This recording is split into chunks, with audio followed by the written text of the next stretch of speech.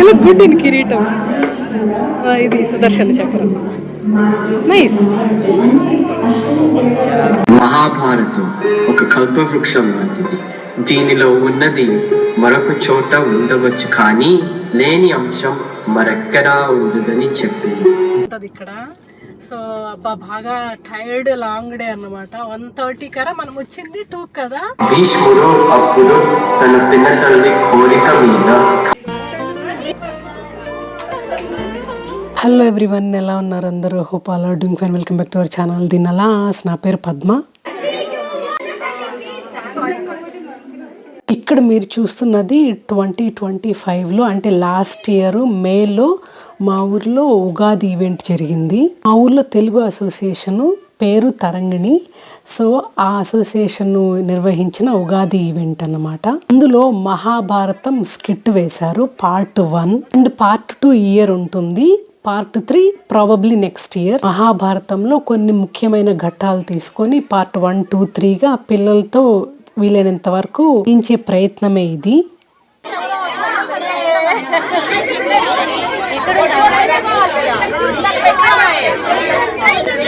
Video అప్పుడే పెట్టాల్సింది, కాకపోతే I was going through a lot. మా అమ్మగారు లాస్, తర్వాత నా జాబ్ క్రైసిస్, కొత్త జాబ్ అడ్జస్ట్మెంట్, ఇంకా సో మెనీ అనుకోండి. అందుకే చాలా లేట్ అయింది. పార్ట్ 2 మాత్రం ఫాస్ట్గా పెట్టేస్తా. ఈ పాటికి అర్థమై ఉంటుంది దట్ మురారి కృష్ణుడిగా ప్లే చేస్తున్నాడు. ఫస్ట్ లో పగడి ఉంటుంది అన్నమాట. మీరు చూస్తున్నారు కదా, బ్యూటిఫుల్ గా రాధాకృష్ణ మూడ్ లో ఉంటాం కదా. తర్వాత second half of the skit నుంచి కిరీటంకి మారుతుంది. ఇక్కడ చూస్తున్నది బ్యాక్ స్టేజ్ అన్నమాట. ఇప్పుడు ఒక స్కిట్ నడుస్తుంది, దాని తర్వాత ఇంకా మహాభారతము. అందుకే అందరు రెడీ అవుతున్నారు. ఇక్కడ చైర్స్ చూస్తున్నారా, లాట్ ఆఫ్ వర్క్ అండి. ఎంత బాగా తయారు చేశారు చూడండి ప్రాప్స్. వాలంటీర్స్ కి మాత్రం కుడోస్ చెప్పాలి, ఎందుకంటే మేము ఉన్నది అమెరికాలో కదా, ఇక్కడ అన్ని దొరకడం అంత ఈజీ కాదు.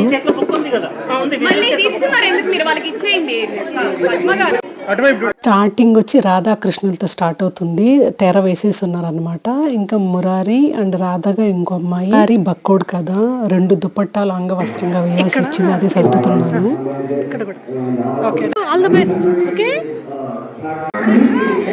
You are going to see raw content అండి, ఎందుకంటే it's a beautiful memory for us అన్నమాట, టు చెరిష్. అక్కడే నిన్ను అడిగిన ప్రశ్నలకు సూతులు చెప్పిన కథార్థాలతో కలిసి భారతం మహాభారతంగా వాసిగాంచింది. 18 పర్వములతో కూడిన పెద్ద గ్రంథాన్ని తరగతి తెలియ విద్యార్థిని ముందు ప్రదర్శించున్నారు. ఈ చిన్నారుల కృషిని మీరందరూ మనస్ఫూర్తిగా అభినందిస్తారని భావిస్తుంది.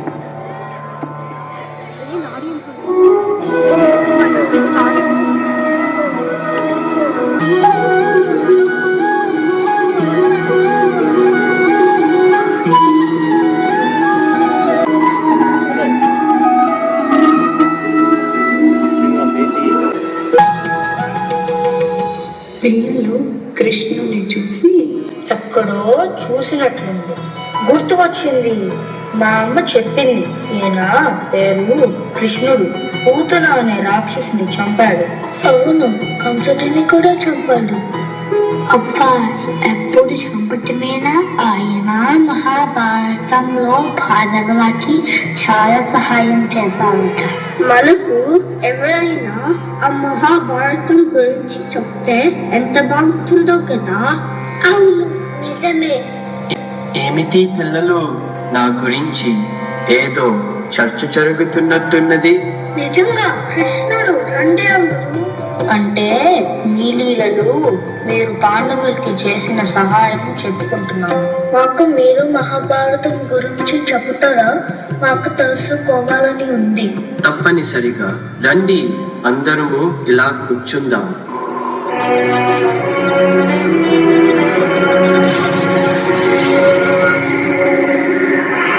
మహాభారతం ఒక కల్పవృక్షం లాంటిది. దీనిలో ఉన్నది మరొక చోట ఉండవచ్చు, కానీ లేని అంశం మరెక్కడా ఉండదని చెప్పింది.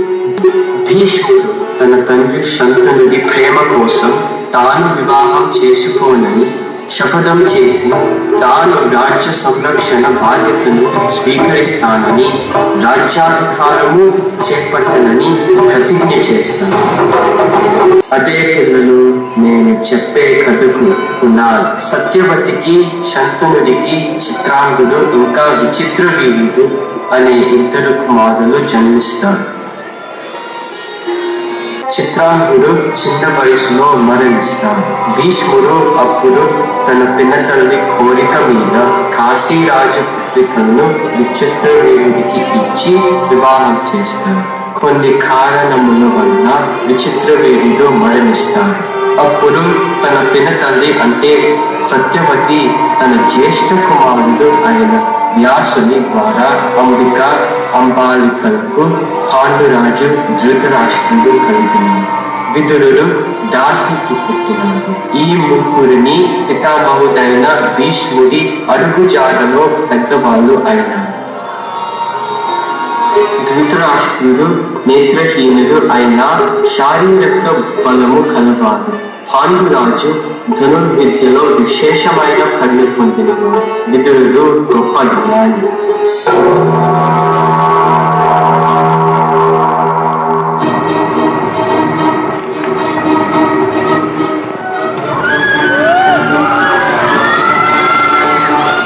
పాండురాజు అన్ని విధాల నైపుణ్యంతో కూడినవాడు.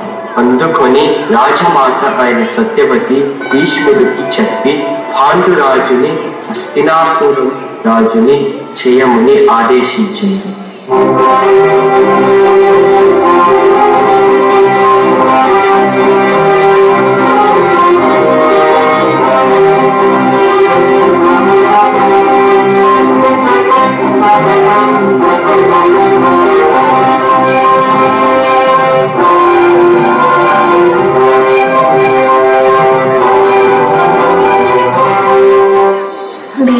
నేను విన్నాను, గాంధార రాజు అన్న సుబలుడికి గాంధారి అనే పుత్రిక కలదు.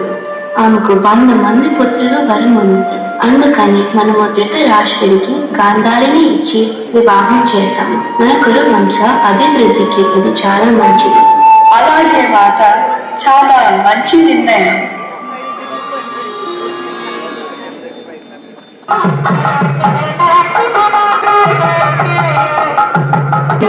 భీష్ముడిని చూసి భయపడి నా తండ్రి ఒక నేత్రహీనుడికి ఇచ్చి నా ప్రియమైన సోదరుని వివాహం చేస్తాను. అందరూ కలిసి మోసం చేశారు. బదులు ఎవ్వరిని వదులను. నేను కూడా నా సోదరితో హస్తినాపురం వెళ్ళి వంశాన్ని పతనం చేస్తాను. ఇదే నా శబ్దం. కొన్ని రోజులకు పాండురాజుకి కుంతితో, తరువాత మాద్రితో వివాహం జరుగుతుంది. పాండురాజు విస్తృతంగా యుద్ధం చేసి పేరుగాంచిన రాజ్యాలను జయించి తమ ఆధిపత్యాన్ని చూపించింది. పితామహ, నేను కుంతి మాద్రులతో కొన్నాళ్ళు అరణ్యంలో వెళ్ళి ఉండాలి అని నిశ్చయించుకున్నాము. తమరు ఆనందిస్తే మేము ఈ రోజే యాత్రకు బయలుదేరుతాము. తప్పనిసరిగా ఎన్నో యుద్ధాలు చేసి నువ్వు అలసిపోయావు. వెళ్ళిరా. అవును, నువ్వు కుంతి మాద్రులతో హాయిగా ఉండి రండి. ధృతరాష్ట్రుడు ఆపద్ధర్మ రాజుగా నువ్వు వచ్చేంత వరకు హస్తినాపురానికి రాజుగా ఉంటాడు.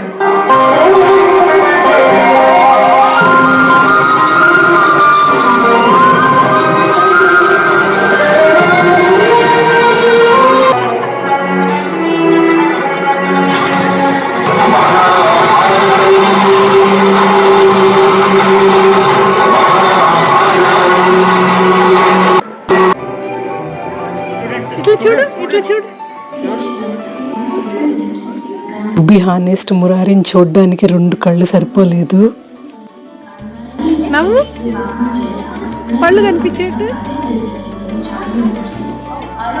ఎలాంటి ఎక్స్పీరియన్స్ లేదన్నమాట ఇలా స్టేజ్ పర్ఫార్మెన్స్లో. అండ్ దట్టు ఇలా పౌరాణికాల్లో. రాజులు బాగుందా? ఓకే, గుడ్ ఇన్ కిరీటం. ఇది సుదర్శన చక్రం. నైస్. డ్రెస్సింగ్ అయితే ఎలాగ వేయాలా ఏంటి అన్నది అసలు బేసిక్ ఐడియా కూడా లేదు. థ్యాంక్ గుడ్నెస్ కాస్ట్యూమ్ కోఆర్డినేటర్స్ చాలా హెల్ప్ చేశారు. Special shout out to Ramya Mahali garu. తనైతే ఎంత హెల్ప్ చేశారో అసలు మా దగ్గర ఉన్న బట్టలతో చాలా అందంగా అలంకరించారు మురారిని. Final result we are happy. Draupadi స్వయంవరానికి చిత్రసేనుడు, జరాసంధుడు, శల్యుడు, అశ్వత్థామ, దుర్యోధనుడు, కర్ణుడు, దుశ్శాసనుడు, శకుని ఇంకా ఎంతో మంది సామంతరాజులు వస్తారు. అన్న చూసావా పాండవులను బ్రాహ్మణుల గుంపులో. అవును అవును, ఆనందంగా ఉంది కృష్ణ. సభకు వచ్చిన మహారాజులకు, రాకుమారులకు, బ్రాహ్మణులకు, ఇతర అతిథులు ఏ వీధులు వచ్చి ఈ ధనస్సుని ఎత్తిపెట్టి మత్స్యంత్రాన్ని ఛేదించగలడు అతను ద్రౌపదిని వివాహం చేసుకుంటాడు.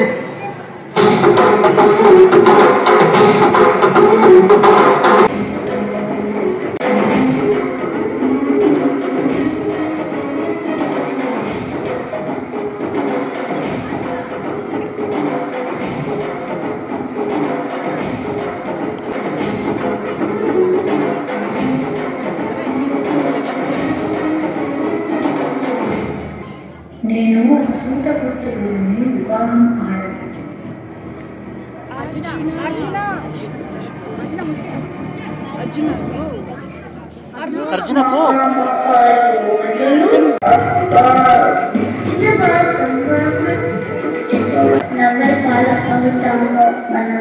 అర్జునుడు చిరునవ్వు నవ్వి క్షణంలో ధనస్సుని ఎత్తుతాడు.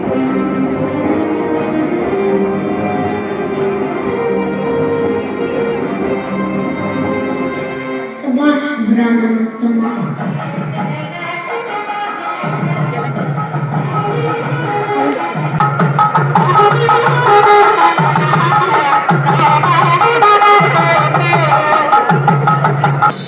దుర్యోధనుడు కోపంతో రాజులందరితో కలిసి ద్రుపదుడిని, ఇతని బలాన్ని అణిచివేయాలని యుద్ధం ప్రకటిస్తాడు. ఈ యుద్ధములో అర్జునుడు భీముడు ఎలా కాపాడుతారు? ద్రౌపది పంచపాండవులని ఏ కారణము చేత వివాహం చేసుకుంటుంది? పాండవులు అజ్ఞాతవాసం ఎందుకు చేయాల్సి వస్తుంది? శ్రీకృష్ణ పరమాత్మ ఒక సూత్రధారిగా పాండవుల వైపు ఉండి ధర్మ సంస్థాపనాన్ని ఎలా చేశాడు? ఇంకా మరెన్నో విశేషాలతో వచ్చే ఉగాదిలో కలుద్దాం.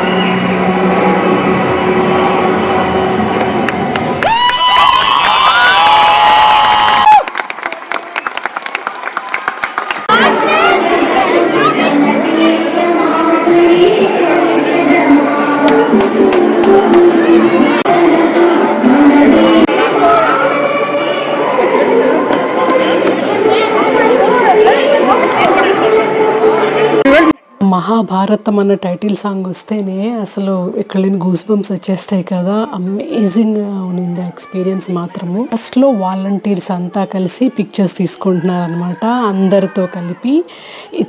వాళ్ళు లేకుండా ఉంటే అసలు ఇది పాసిబుల్ అయ్యేది కాదండి. వర్క్ చేసుకుంటూ ఈవినింగ్ అవర్స్లో వీకెండ్స్లో ఎంత టైం డెడికేట్ చేశారో అసలు. పేరెంట్స్ పార్టు కొంత అయితే, వాలంటీర్స్ పార్ట్ అన్లిమిటెడ్గా ఉన్నది. అమెరికాలో దొరికే లిమిటెడ్ రిసోర్సెస్తో ఇంత బాగా పుల్ చేశారంటే నిజంగానే కుడోస్ చెప్పుకోవాలి. ప్రాప్స్ కానీ కోఆర్డినేషన్ కానీ awesome. Satyavati, yeah, with Kunti and Satyavati, Krishna and Krishna's mom. Thank you. Skit అయిపోయి బ్యాక్ టు మీడియా రూమ్కి వచ్చే దారిలోనే ఎంతమంది పిక్చర్ అడిగారు మురారిని సెల్ఫీ తీసుకోవాలి అని. కృష్ణాస్ క్రేజ్ అలాంటిది కదండి.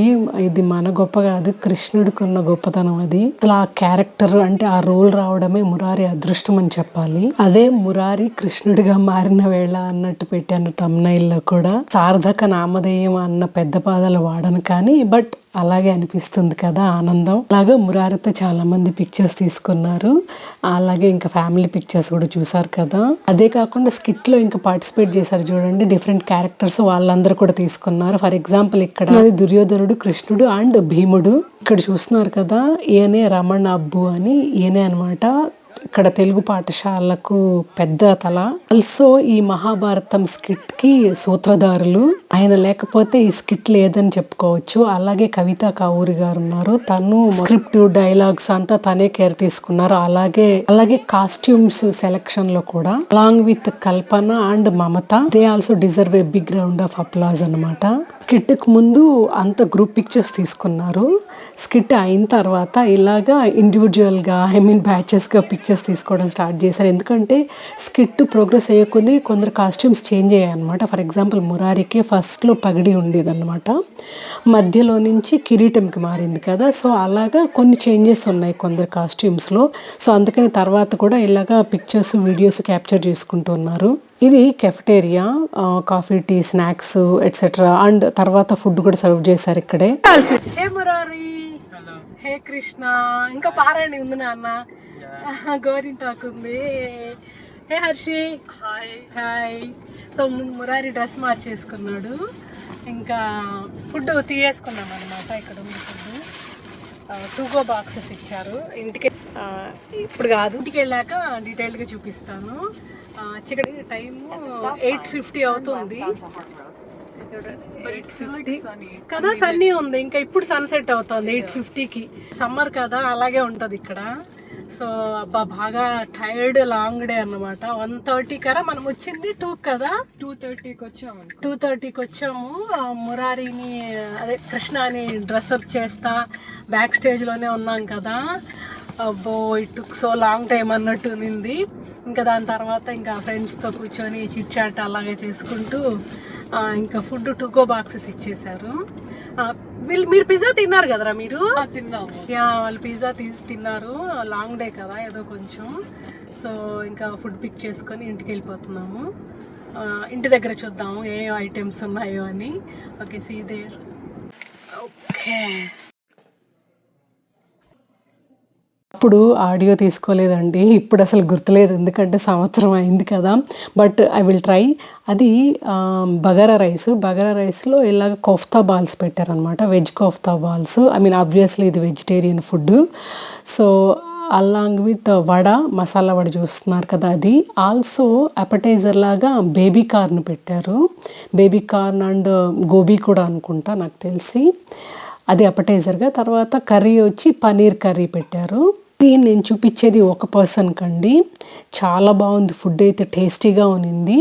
ఇంకా దీంతో పాటు పెరుగన్నం ఇచ్చారనమాట. సో ఇది హల్వా, ఇది యాక్చువల్లీ చూసి మేము ఊరగాయ అనుకున్నాము.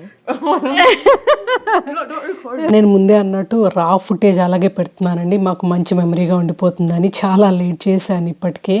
మీకు ఈ వీడియో నచ్చింది అనుకుంటాను. Thanks for watching. Take care, bye.